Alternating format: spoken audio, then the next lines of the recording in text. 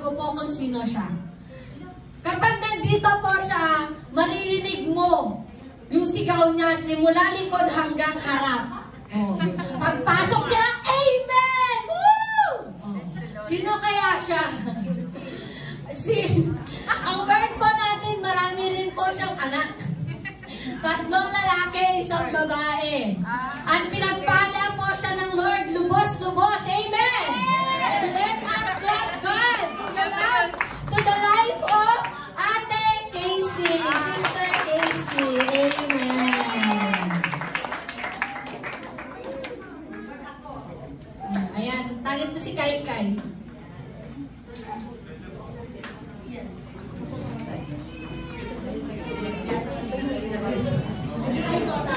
Amen. Let us clap God to the life of Sister Casey. Good evening, each and every one of us. Pwede ba tayong manalangin muna? At ipanalangin ulit ako sa pag-share ng Word of God for tonight. Yes, Father God in heaven, Lord, maraming salamat in Jesus' name, Lord. Maraming salamat sa buhay ng bawat isa sa amin na narito ngayong gabi na nagse-celebrate sa Lord, na nagse-celebrate dahil sa'yo. Yes, hallelujah, Lord Jesus. Yes, ikaw lamang sa buhay namin. Tunay ng tapat at dakila ka, Panginoon. Lord God, as I share thy word today, Lord God, itago mo ako sa iyong likuran, Panginoon, na ikaw lamang ang maluluwalhatian, Panginoon, sa lahat ng lalabas sa aking mga bibig ngayong gabi ito, Lord God. And Lord, that the Spirit of the Lord shall rest upon me, the Spirit of wisdom and understanding, Spirit of counsel and might, the Spirit of knowledge and the fear of the Lord. Lord, all the highest glory, praises, adoration, thanksgiving is yours now and forever. Amen. Amen. Yes. Magandang gabi po sa inyong lahat. At medyo hindi ko alam kung paano ko mai-express ang aking pakiramdam ngayong gabi dahil tamang-tama, hindi ko naman ine-expect na ibibigyan na naman tayo ng assignment at dito na naman sa harapan kaya medyo kabado ako. Ayan. So, isi-share natin ngayon yung, parang feeling ko ito yung continuation ng word kagabi ni Sister Mamin.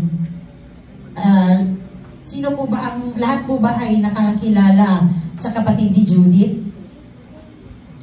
Hindi niyo alam. Eh di ba Judith yung sinasabi ni Mamin kagabi? Ngayon, Jonah. Si Jonah. Mga kapatid, si Jonah. Ang kwento ni Jonah, story of Jonah, ang ano. Wala. Ano ba yan? Medyo, hindi ata nakapagmerienda. Updated ang mga churchmates natin ngayon. Yes. Yan, it's all about the story of Jonah. And sino po ang nakakaalam ng kwento ni Jonah? Okay, halos lahat nakakaalam. Na ito pong si Jonah, para sa hindi mga nakakaalam, he is the prophet na kilala hindi sa pag-preach, kundi dahil sa nag-disobey siya kay Lord. Nakilala siya sa disobedience niya kay Lord.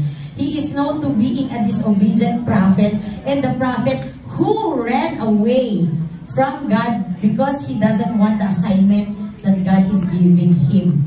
So, sino kaya sa atin ang mga Jonah dito sa church na ito? Meron po ba? I do believe that each and everyone ay meron sa buhay natin na tayo ay naging Jonah. Amen po ba? Yes. Hindi lang minsan, kundi maraming beses. Amen po ba? Kasi ako po, I myself is a Jonah. Maraming from 36 years of my existence, maraming beses po akong naging Jonah. And right now, let me share to you a bit of summary sa kwentong ito. Ayan.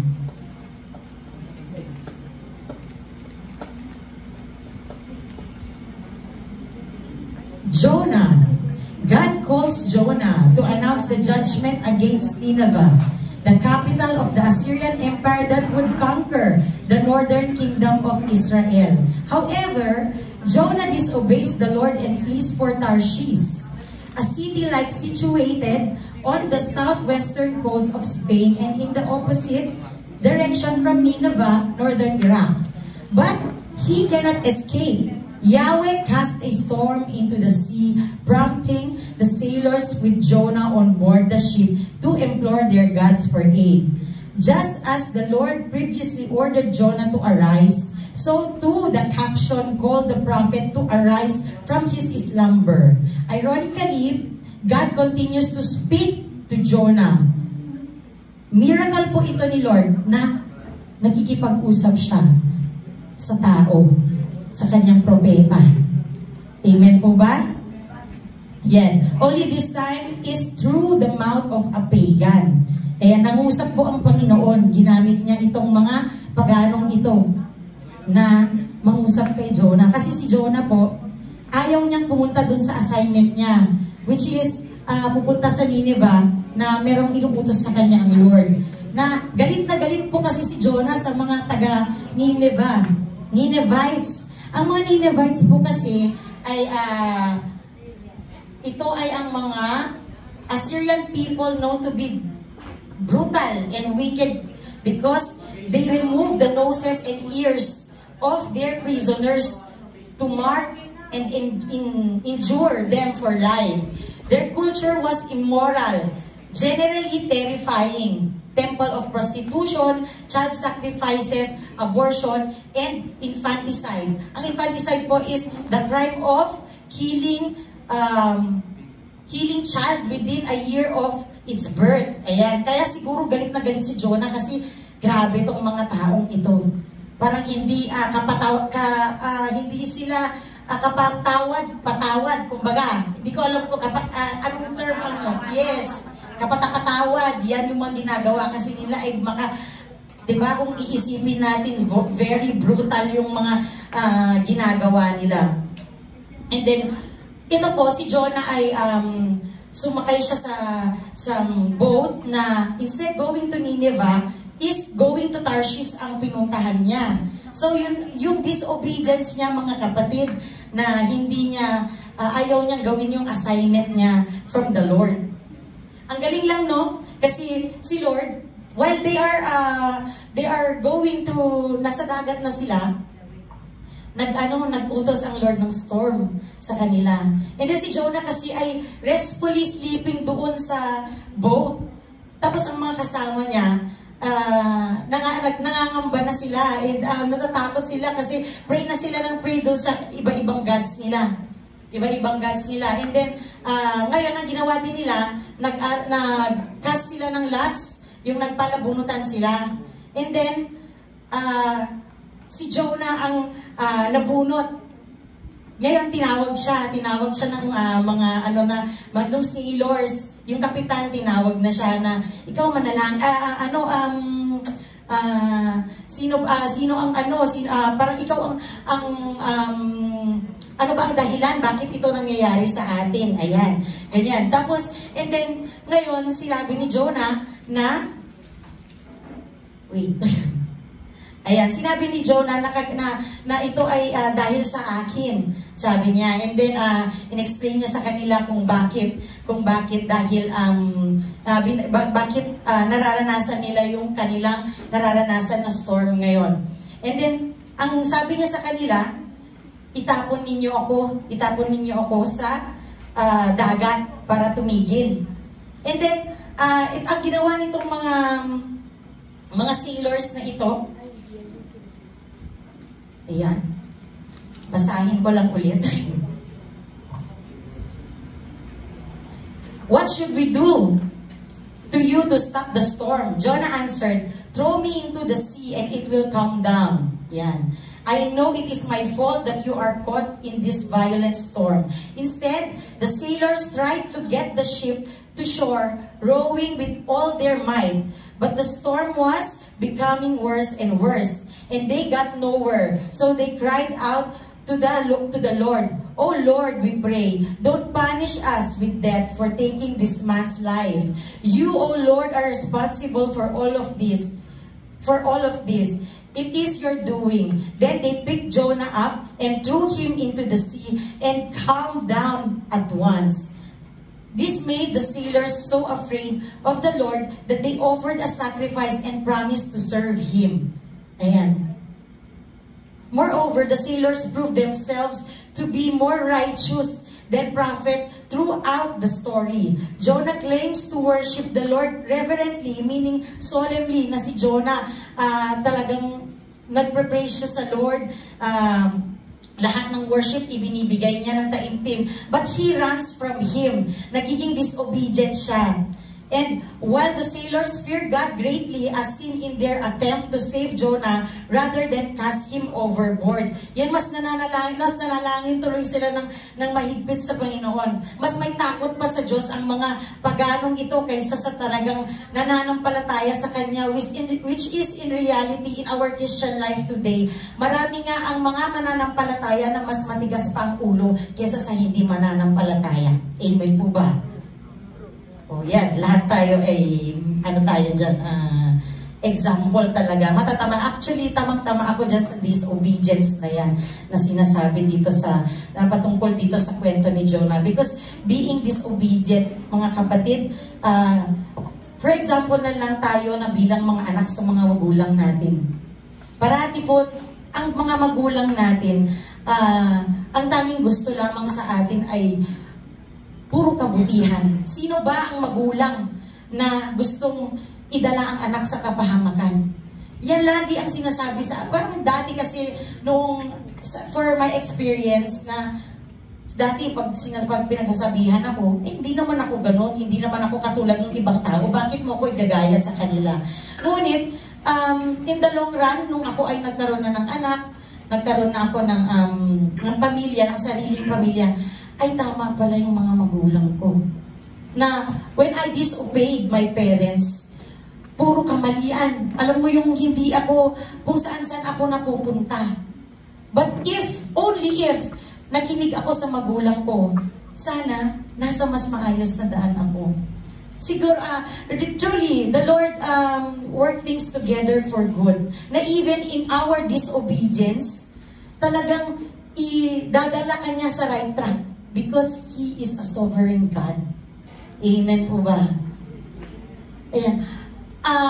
Sa buhay po natin, yung mga calling po natin, just right now, kagaya po ngayon, nagtatanong ko bakit, parang ang dami ko sanang rason. Kasi, busy. Pwede kong irason na busy ako, na inaisip ko na nung nakita ko yung pangalan ko na kasama ako dito sa preachers ng Hanukkah. Bakit kaya ako sinama? Sabi ko, ano kaya ang irarason ko? Gusto kong magrason. Pero alam niyo yung nangingibabaw. Gusto kong mag-obey sa Lord kasi pinagpre-pray. Lagi yan ang ang isa sa mga prayer ko. Pinagpre-pray natin na, Lord, tulungan mo ako maging obedient sa'yo araw-araw. Kasi ayaw nating ma-displease si Lord sa mga ginagawa natin. So yung disobedience po mga kapatid, pinagpre-pray natin yan. And then, here comes na, bibigyan ka na ng assignment ni Lord. Nasa sa'yo na. Kung yung assignment na yun ay tatanggapin mo o hindi. Kung ang pipiliin mo ay tamang daan o ang maling daan. Magsisinungaling ba ako para hindi ako makasama dito sa preachers sa Hanukkah na ito na magpre-preach o mag-o-obey ako. Yun po. Bali, sa akin talagang very big impact po na mag-obey po ako kay Lord. Kaya ito po, kahit na hindi ako, I felt na hindi kasi ako karapat-dapat. But the Lord chose me. Kaya, I will go. Kung ano ang sasabihin ng Panginoon, I will go. Kung anong iutos ng Panginoon, I will go. Kahit hindi ko alam, I will go. Because I know na si Lord, siya ang magbibigay ng wisdom, ng knowledge and understanding sa akin sa kung ano man ang sasabihin ko ngayong gabi. Amen. Ganun din po sa buhay ng bawat isa sa atin. Na even we disobey, the Lord is still there working things together for good. Amen?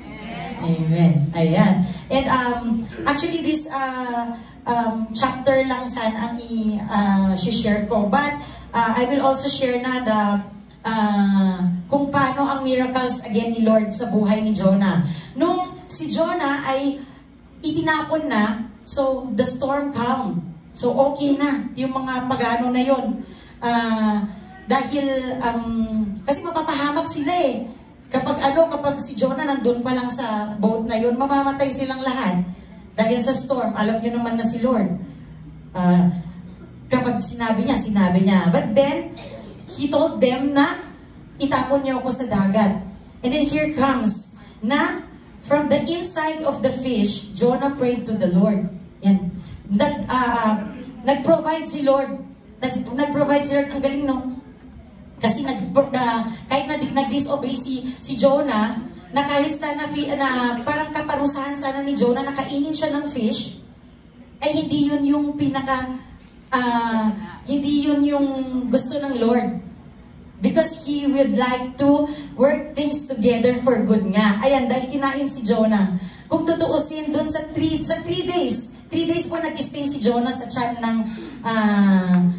ng fish. Hindi ko alam kung anong balyena yun. Balyena siya. Okay, napakalaking fish. So, kung tutuusin, kung tao ka, hindi ka pwedeng mabuhay dun ng 3 days. But by the grace of God, tignan ninyo ang grace of God at ang miracle ng Diyos sa atin. Yes, diba? Kahit na even in our consequences sa buhay natin, God is still there. He will work things together for good. Yan, dahil kahit na napakatigas ng ulo natin, kahit may consequences tayo, ayaw ng Lord na mapahamak tayo. Amen? And yun sa pagstay ni Jonah ng 3 days, doon nanalangin siya. Nanalangin siya. And then the Lord made a way. Si Lord, gumawa na naman ng paraan. Pina-spit out ng Lord si Jonah dun sa belly ng fish. And buhay siya. By the grace of God. So, ganun po tayo na, mga kapatid, by the grace of God, we are alive. That is why Jesus came here. Because of the grace of God sa atin. Na kung sana, sa Old Testament, kung makikita po natin na every time na nagkakasala po ang mga tao dun, namamatay. Diba? But dahil mahal na mahal tayo ng Panginoon, ibinigay niya ang kaisa-isang anak niya na mahal niya rin para sa atin, para tayo ay mabuhay. Ganun po tayo kamahal ng Lord. And you know the character, dapat po, yung character ni Lord, alam natin eh. Actually, pang second ko na po ito na isi-share yung sa character ni Lord, na He is loving, He is caring, lahat slow to anger, na kahit na paulit-ulit tayong nagkakasala because of our disobedience, patuloy niya rin tayong niyayakap. Ang Lord po, hindi kagaya ng mga nanay natin ang nakaganyan. Pag pinagsasabihan tayo, pag dumating ka na sa bahay at nagkamali ka, anong sinasabi ko sa'yo? O, di ba? Ganito, ganyan. Naka-close ang arms. Ganyan. Usually ganun po ang mga nanay, di ba? Sa ating mga nanay na nandito. But the Lord, Father God, naka-open ang hands niya, ang arms niya para sa atin. Ready po niya tayong tanggapin. Kahit na ano pa yan. Kapatid, kung minsan, kung siguro, kung nasa Old Testament ka, yung minsan, tigbag ka na, ngayon, buhay ka dahil sa pagmamahal ng Panginoon at dahil yan kay Jesucristo. And it's very important, mga kapatid, na isapamuhay natin ang Lord Jesus sa buhay natin. Tanggapin natin, hindi lang basta tanggapin, kundi isapamuhay natin. Na kung gaano tayo kamahal at binibless ng Lord, ganun din dapat tayo sa ibang tao. And obedience, another thing about being obedient to the Lord, mga kapatid, singit ko lang yung preaching ni Sister Mamin kagabi sa tithes. Diyan po nasusubukan po ang ang obedience natin kay Lord. Hindi sa mga kapatid, kung siguro lagi ninyong naririnig ang tithes and offering dito, hindi po yun hindi po yun paraan para hindi po kayo pinipilit ng church, ng mga pastors, ng each and everyone to give to give your tithes, but it is a a duty para sa atin na kumikita because everything that we have is from the Lord. Walang sa atin dito sa buhay na ito, sa mundong ito. Lahat ng meron tayo ay sa Panginoon po yan. And it's very important na kung ano ang utos ng Panginoon, kung ano ang nakasulat naman yan sa scripture niya na ibigay mo ang iyong ikapo para sa gawain ng simbahan. It will help the church it will help the church at ganoon din po sa mga gumagawa po sa mga pastors natin at sa mga workers to gawin ang mga dapat na gawin para ma-spread ang mabuting salita, ang good news to other people. Kasi kung wala yan, kung walang magsusustain, wala din. Wala, useless lahat. Kaya it is, nakita niyo naman kung ano ang mga pangako ng Panginoon, di ba? Diyan sa pagbibigay ng tithes. Okay, mag-alala kapatid, kahit walang-wala ka na, kapag ibinigay mo ang dapat para sa Panginoon, the Lord will bless you abundantly. Hindi lang, kasi minsan kasi sa atin, puro financial na lang eh. Di ba? Right now, sobrang, masyadong pag-blessing, financial agad, material agad. Alam niyo yun, masyado tayong, hindi na natin iniisip yung, alam niyo ba mga kapatid, ang hininga natin, bawat gising natin sa araw-araw is a miracle from God. Yan. Bigay po ng Panginoon yan, it's a miracle, big miracle. Dahil may mga tao po, magugulat ka na lang, di ba? Yung mga nakita mo lang kahapon, bukas wala na. Kaya maraming dapat ipagpasalamat sa Panginoon dahil napakabuti niya sa atin. His grace, His mercy for us, sobra-sobra. Kaya tayo na mga anak niya, if we really do love the Lord, maging obedient tayo sa Kanya. Gawin natin kung ano ang mga inuutos niya because obedience is the love language of God. Amen po ba? Ayan. Parang napakaseryoso nyo namang lahat. Ano ba? Mami, baka gusto mo. Halika nga, parang yung energy mo kailangan dito. Parang kagabi ang saya-saya, parang yung energy ninyo talagang medyo sila sa finances to eh. Parang gusto nyo ata, parang puro finances na lang eh. Ayan, hindi po, ayan. Gusto ko lang i-share nga na hindi lang ang blessings ay nakikita through financial, puro material. Ang blessings po is spiritual, spirit, soul, and body. Financial and material. Kumbaga yung financial and material is bonus na lang yan, kapatid. Bonus na lang yan. Na, masarap ang mamuhay ng simpleng buhay kaya. Totoo lang, if I were to choose my life, kung based from my experience, again, na yan, paulit-ulit, na sinishare ko sa ibang nakakasalamuha ko, it's better to have a simple life. It is better to have it's best to have a simple life. Kasi noong konti lang din ang bayarin mo, konti lang din ang Pero nung marami kang bayarin, marami kang gastusin. So, Lord, sabi nga nila, be careful on what you pray for eh. Pero, Lord, sabi ko lang ganun, parang gusto ko ulit bumalik dun sa simpleng life. Pero Lord, sabi ko, paano kaya? Sabi ko, basta Lord, yung simple life na masusustain lahat. Yun, mababayaran ko lahat. Kasi gusto ko yung mga anak ko din, lumaki din. Gusto kong maranasan, hindi naman yung maranasan nila yung sobrang mahirap na wala nang kakainin. But yung, alam niyo, mga bata ngayon, mga kapatid, yung napaka-lax, very lax ang buhay nila. Sobrang palad ng mga kabataan ngayon.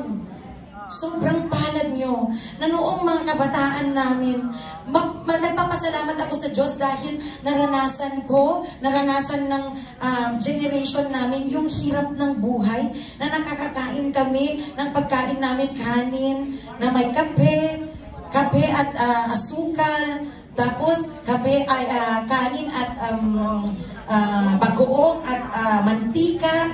Pero alam nyo, pinatry ko sa mga anak ko ang bagoong at mantika. Diyos ko, kulang na lang talaga ay iluwa nila ang kanin. Kaya sabi ko, mga anak, ano ba kayo? Kahit na gusto ko sanang ibatas militar yung mga anak ko, parang hindi ko rin kasi magawa. Kaya laging panalangin bilang magulang na, Lord, tulungan mo ako to shepherd these children patungo sa, kasi kung hindi alam ng mga kabataan kung paano ang hirap ng buhay, wala silang matututunan, mga kapatid. Kaya tayong mga magulang, let us shepherd them. Kahit ako, talagang lagi kong pinagdarasal yan na ang mga anak ko, Lord, hindi, ikaw na po ang bahala sa kanila, ine-entrust ko sila sa iyo, but Lord, teach me kung paano ko sila magagabayan, mabibigyan ng aral sa buhay na to, para later on, in the long run, alam nila kung anong gagawin nila. And it is important that our children, na habang bata pa ay nasa Panginoon na sila. Dahil iba pa rin na sa Lord sila hihingi ng tulong every time. Hindi lang pagdating sa kasaganahan, kundi especially sa kahirapan ng buhay. Sa Lord sila mag-cling. At para mag-prosper sila, dapat na kay Lord sila. Amen? Ayan. And ito po yung sa last part na nung si Jonah ay inilabas ng isda sa kanyang tiyan, sa kanyang bunganga.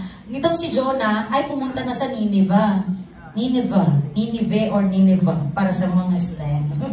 Nineveh.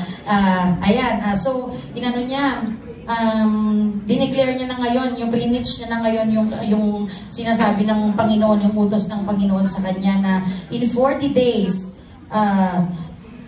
Jonah was very unhappy about this. No.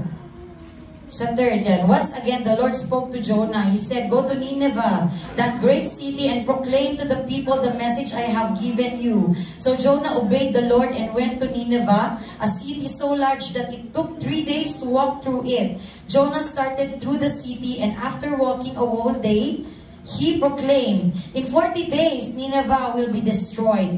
The people of Nineveh believed God's message. So even kahit pagan sila, naniniwala sila kay Lord, kay Yahweh. Naniniwala sila kasi nakikita nila kung paano mag-work si Lord sa sitwasyon ng mga tao. Nakita nila na totoo ang mga ginagawa. Buhay ang Panginoon ni Jonah. So, natakot sila. So even if they are pagans, sumunod sila. So they decided that everyone should fast, and all of the people from the greatest to the least put on sackcloth to show that they had repented. From mula sa hari hanggang sa mga hayop nila, pinag-fasting po nila yan, kapatid. Pinag-fasting nila. And humingi sila ng kapatawaran, nag-repent sila sa Lord. And then, ang rason po kung bakit si Jonah ay galit, hindi niya sinunod ang Panginoon dahil kilala niya si Lord. That the Lord is slow to anger. Na kapag once na nag-repent ka, patatawarin ka niya. That is a very good news. Mga kapatid, amen po ba? Na dapat tinanggap mo si Lord. Pag nasa iyo si Lord, magre-repent ka, hindi mo na gagawin yung mga dati mong ginagawa. The Lord will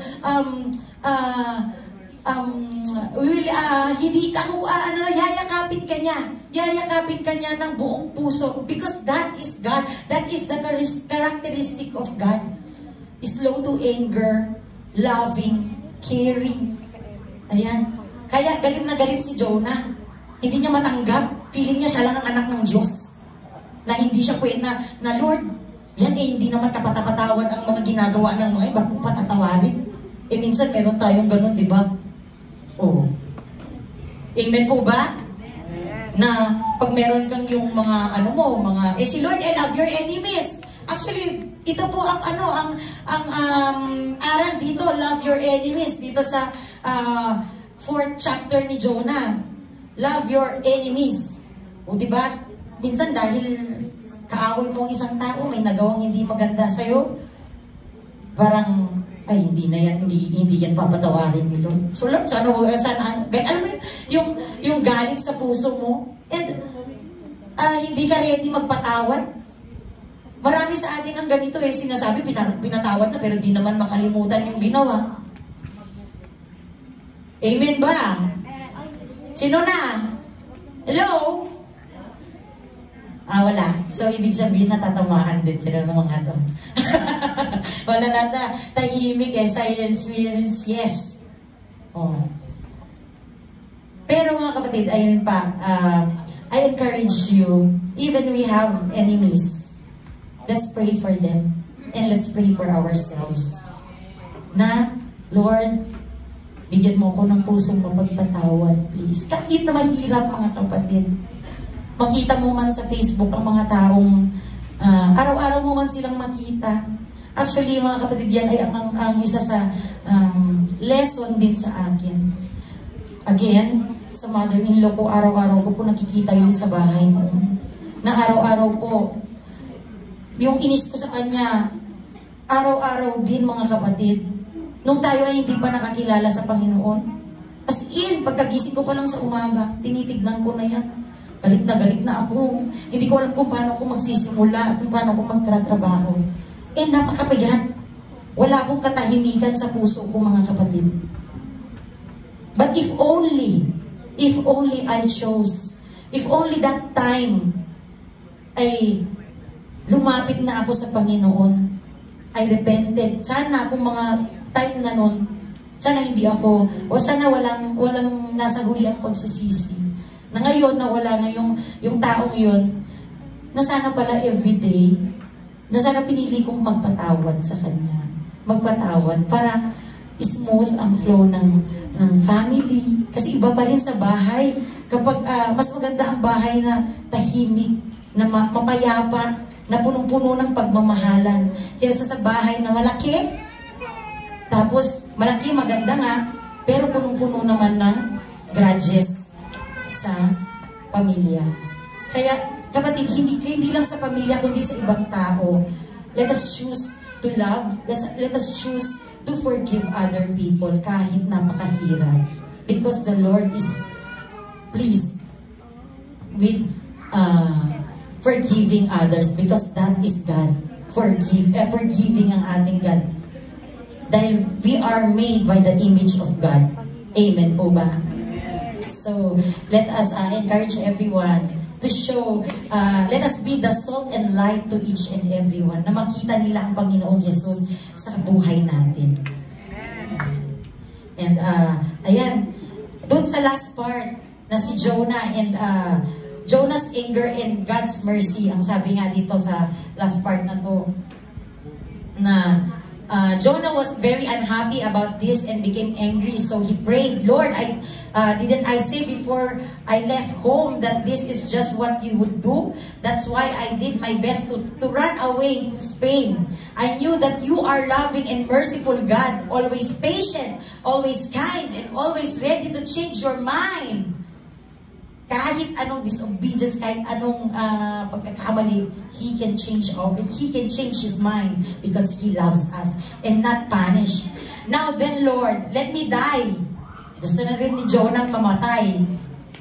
I am better off dead than alive. The Lord answered, what right do you have to be angry?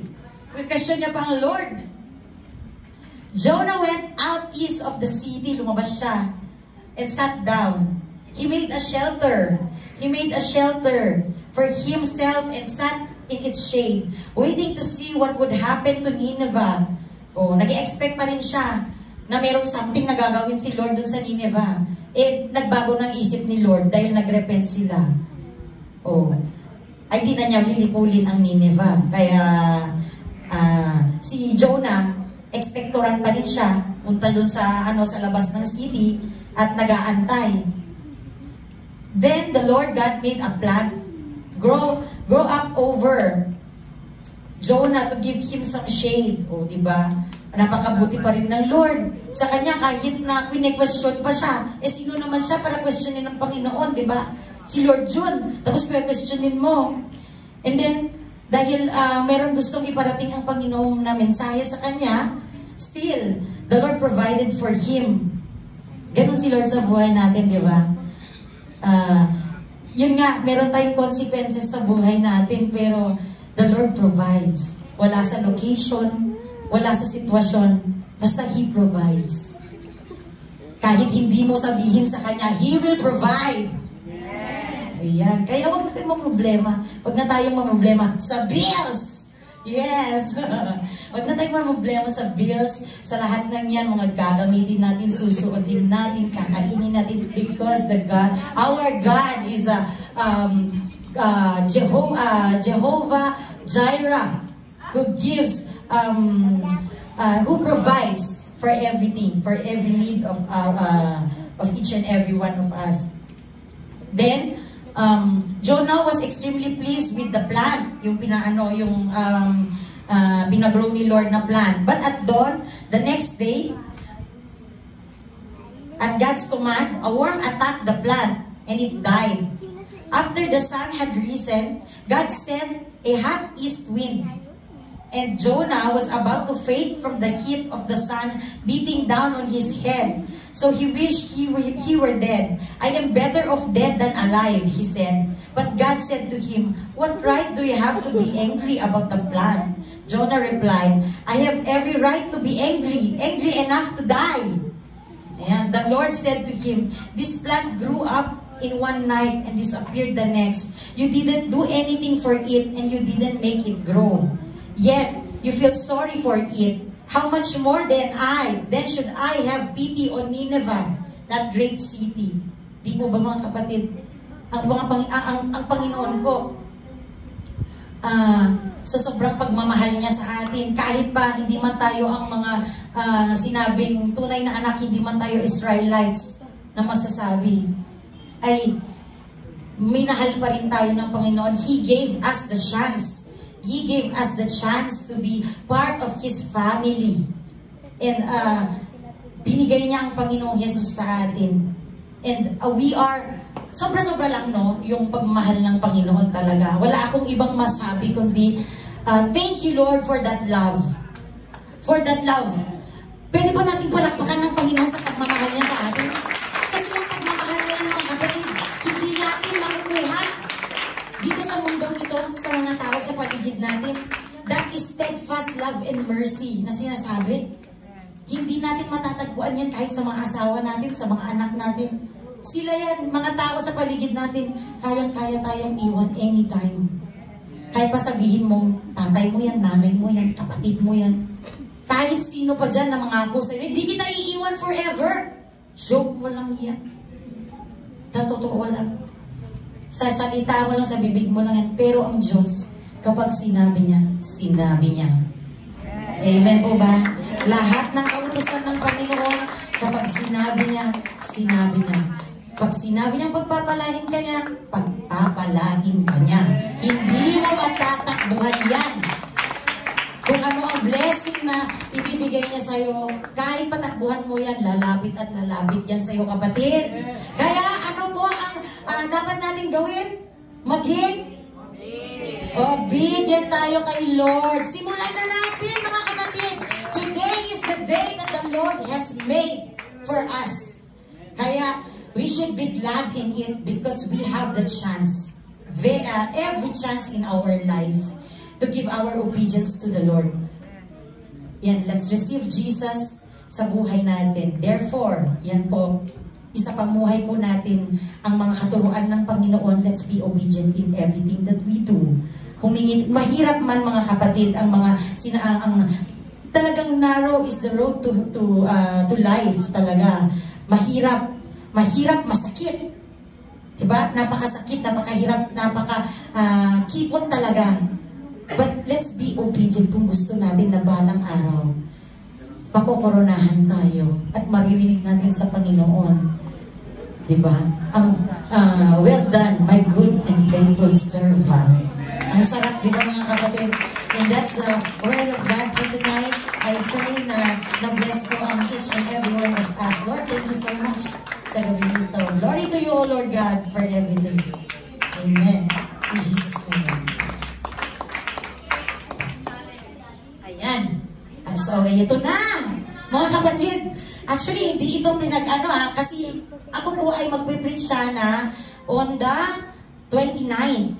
Kaso lang, baka wala po kami dito because we're going to have a reunion sa aming Cobalias clan. So, naghanap ako ng kapalit. Dapat 28 ang pinili ko, pero si Sister Marife ay hindi rin pwedeng makipagpalit. So, I asked Isko to exchange with me. Ay, sorry din. Ngayon palang sorry na, nabuking na, pasensya na po. Pero ito, hindi ko po inaasahan na meron palang ang ganito. So dahil today is for Isko sana, and ito po, challenge the people. Yan, meron pong challenge sa atin mga kapatid. Talagang ano naman talaga, na natatama talaga sa atin. Challenge the people to sow their seed for miracles. So kapatid, I encourage everyone to share your blessings, because that blessings will be a blessing to other people, blessing sa church na ito, blessing sa lahat. Amen po ba? Ano man ang binibigay natin, yes, if it comes, kahit magkano yan mga kapatid, if it comes from the heart, the Lord will speak to you. And this is a chance for you to be obedient to the Lord. Ayan. I encourage everyone to give what is something in your heart. Yes, seed for miracle po ito. Seed for miracle. Kung gusto niyo pong maranasan ang miracle ng Lord sa buhay ninyo, yung mga supernatural miracles mga kapatid. Ayan. Kasi minsan, yung mga natural miracles lang ang nararanasan natin. But like me, ako po ay talagang gusto ko rin talagang maranasan ang supernatural miracles ni Lord. Actually, naranasan ko na, ilang beses din pala, na naranasan ko ang supernatural miracles ni Lord. Like yung na-disgrasya ako, na hindi naman sumakit, na-operahan ako, pero hindi sumakit yung mga ibang parte ng katawan ko. Ito lang, pero wala talaga. Nakapagtrabaho ako the next day, nung pagkalabas ko ng hospital. And that is a supernatural miracle. May bukol po sa aking puwerta that moment na ipinanganak ko si Kalia, na wala naman bago ako manganak. Pero because of encouragement of Jongjong sa akin na, Ate Kay, ilay hands mo lang yan, pag-pray mo everyday, maniwala ka, have faith na magagaling yan. And yes, supernaturally, it was healed. Nawala po yung bukol na yun. Alam niyo po yung bukol na yun? Singlaki ng itlog. Singlaki ng itlog yun. After ko pinanganak si Kalia, wala yun before ko siya pinanganak dahil inaiipo ako ng doktor. But after, meron. Pinakapa ko pa sa asawa ko, ay ano yan? Nag-cause ng anxiety yun sa akin na hindi ako makakain talaga. And then, yun, nilay hands ko araw-araw hanggang sa, wala na lang ako, paliit na hanggang sa wala na talaga. Amen? And that is supernatural miracle from the Lord. And glory to God kasi naranasan natin yun dahil yung pananampalataya. Nandito na ako that time nung pinanganak ko si Kalia, yung faith natin kay Lord nandun talaga. So, if we have faith, the Lord will give you the miracle that you really need. Yeah. Kaya, let's give to the Lord. Kung gusto nyo maranasan ng supernatural miracle ni Lord, hindi lang natural, ibigay mo kapatid. Be obedient to Him. Ayan. Alam na, halika na. Kunin na natin. Yan, let's share every...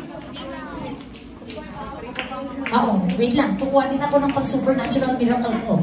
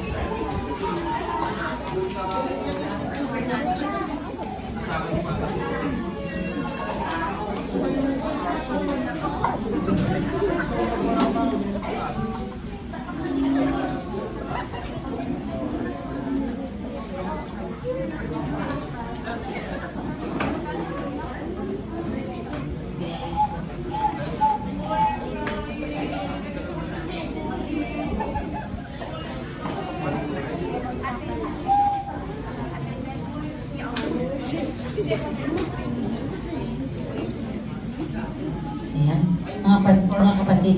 Let's just pray for our offerings. Yes, we will declare blessings. Blessings upon blessings.